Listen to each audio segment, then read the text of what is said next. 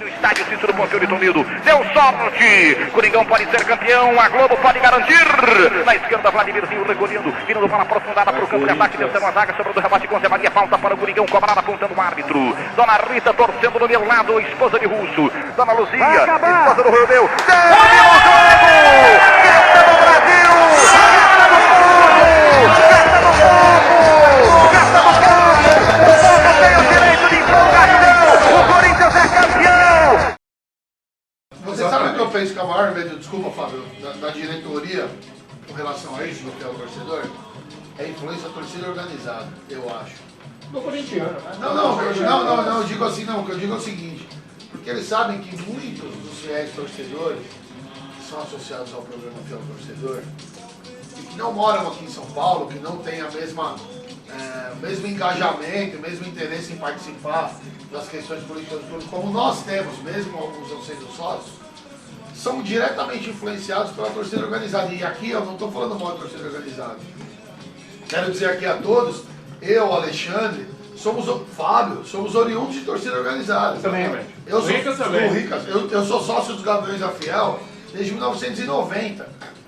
Também fui sócio da Camisa 12, inclusive lá conheci o grande Cláudio Faria Romero, Vila Maria, do qual tenho uma grande amizade e admiração, que foi um cara que quase tudo que eu aprendi de estádio, de vivência de estádio, eu aprendi com ele.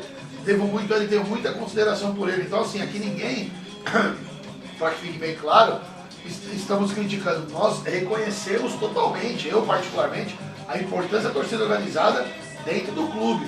Só que eu acho que a diretoria tem medo dessa influência dos torcedores que não têm a mesma concepção que nós temos, por conhecer lá dentro, por conhecer todos os meandros de Corinthians e de TO.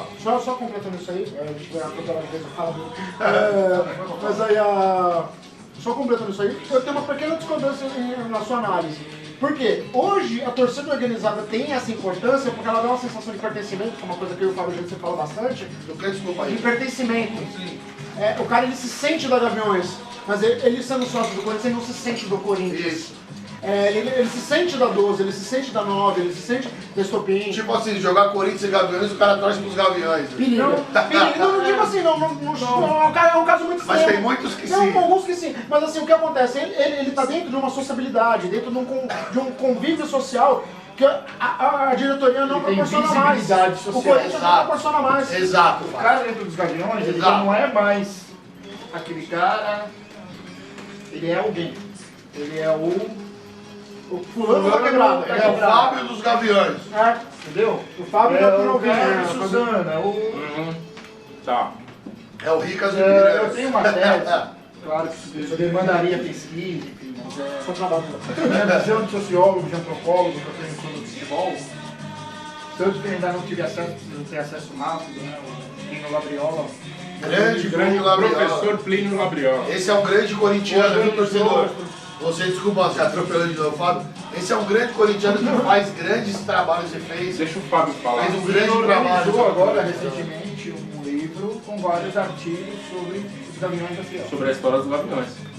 São vários pesquisadores, Posso pedir são por favor, no vários... próximo programa traz o nome do livro, vamos dar uma divulgada. Claro, eu ainda não tive acesso. acesso, eu tô meio mais preciso ter acesso, mas uma ideia que eu trabalho, que eu venho, e aí é um pouco esse olhar sociólogo que eu tenho, que as torcidas organizadas, elas começam a ganhar uma força muito grande a partir do momento que o clube social começa a ser esvaziado ou dificultado o seu acesso.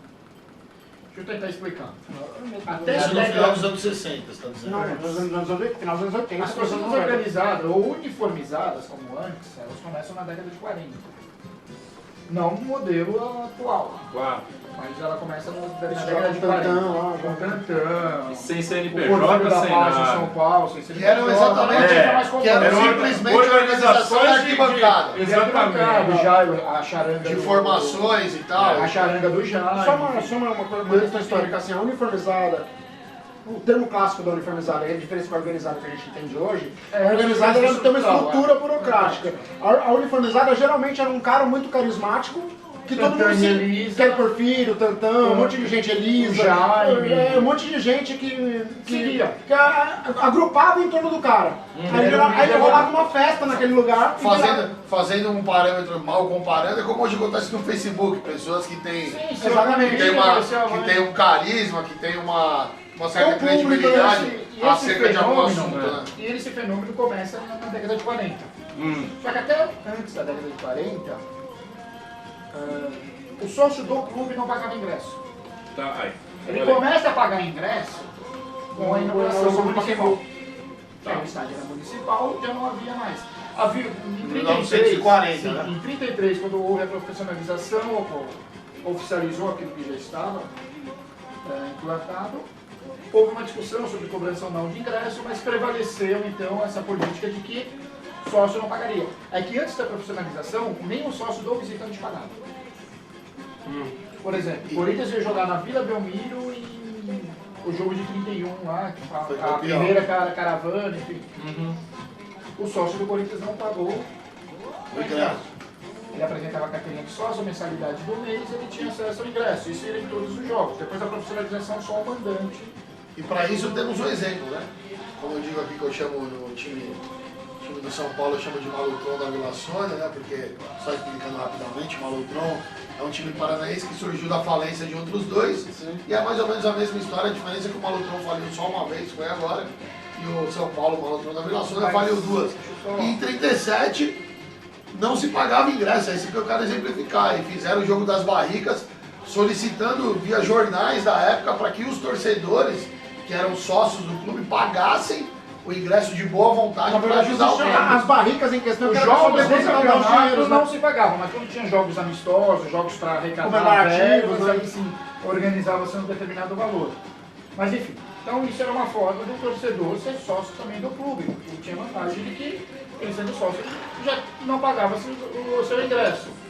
Bom, década de 40, surge o municipal, então os principais jogos deixam de ser nos seus estádios menores, começam a ser no Pacaembu e ali todos tinham que pagar ingresso porque era municipal. Década de 40 também é quando os clubes sociais começam a crescer das suas dependências físicas, O seu patrimônio. do seu patrimônio físico. Então começam a surgir piscinas, ginásios, instalações mais elaboradas e isso vai ter um custo. Com Fábio, certeza. me fala onde eram as piscinas do Corinthians Foi. nessa época. Não, em 30 no Tietê.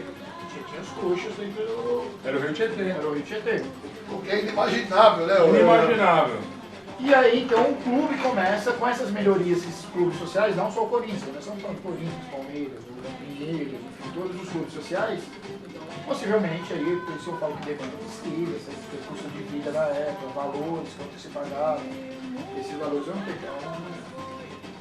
Então, olhando para o sociólogo, a ideia que eu penso é o seguinte, os clubes começam a ficar mais caros o seu acesso. E isso daí, então, não fazia mais sentido o cara ficar sócio do clube para ir pro jogo, porque ele ia ter que pagar o ingresso do jogo. Então isso vai fazer com que o torcedor, aquele de arquibancada, comece a se afastar do clube.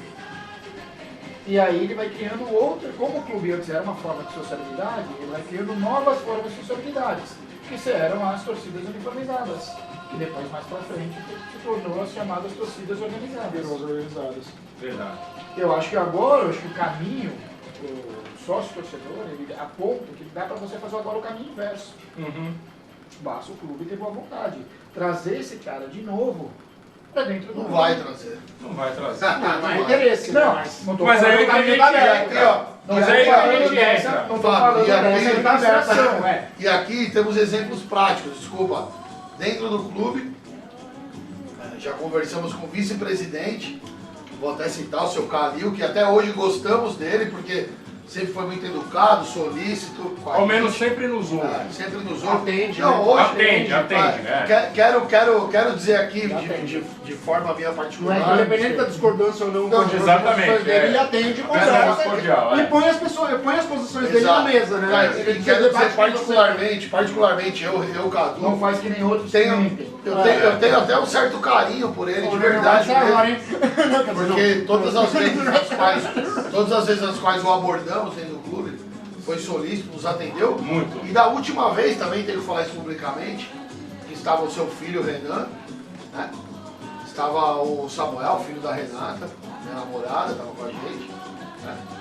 Foi muito legal com os meninos, conversou, brincou, inclusive prometeu para eles uma possível... Ele fez um quiz com os meninos sobre atualidades. Exatamente. Os meninos acertaram e o Calil, eu vou te cobrar. Vamos cobrar. Prometeu que os meninos aí no próximo Campeonato Paulista aí vão entrar em campo com os jogadores, porque acertaram todas as 3 perguntas. E é muito legal isso, né, cara? É muito legal isso.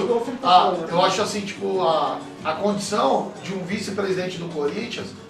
Divergências de pensamento à parte. Mas ele é muito solícito e educado. Isso, expandindo do Exatamente. Corinthians. Isso Exatamente. Deveria valer para toda a sociedade. Até no caso dos grupos que nós... Aqui na mesa nós vamos ter Exatamente. Até nos grupos que fazemos parte e divulgamos nosso trabalho, nossas ideias, até coloquei que as divergências de pensamento são coisas, simplesmente são divergências, que elas têm que ser debatidas e para isso... Produzir consenso. Que elas existem. Mas assim, Calil, valeu. Espero que você veja esse programa. A gente agradece a sua participação e vamos cobrar isso daí. E principalmente eu quero encontrá-lo no clube para conversarmos sobre a atual condição do clube. Exatamente. Só para retomar essa questão, esse caminho inverso que eu acho que é possível, então a gente não pode também pensar que essa atual administração do Corinthians é o Corinthians, não. É uma atual administração que está lá por um tempo pelo mandato. Se eles forem o Corinthians, nós estamos mortos, velho. Enfim, eu acho que é possível esse caminho de volta. Aproximar o cara da arquibancada para dentro do clube novamente. O Corinthians tem, não sei a menor de cabeça a metragem, mas é uma cidade. É uma cidade. Falar que não comportam hoje 30, 40, 50, 100 mil associados, que eu pequeno, década de 80, teve, é mentira, é falácia. Nem todo mundo vai todos os dias, nem todo mundo tem o interesse de frequentar as piscinas, enfim, o parte social, então você pode criar modalidades de associação. No estádio Cícero Pompeu de Toledo, deu sorte, Coringão pode ser campeão, a Globo pode garantir, na esquerda Vladimirzinho recolhendo, vindo bola aprofundada para o campo de ataque, tentando a zaga, sobrando o rebate com Zé Maria, falta para o Coringão, cobrada apontando o árbitro, Dona Rita torcendo do meu lado, esposa de Russo, Dona Luzia, esposa do Romeu, terminou o jogo!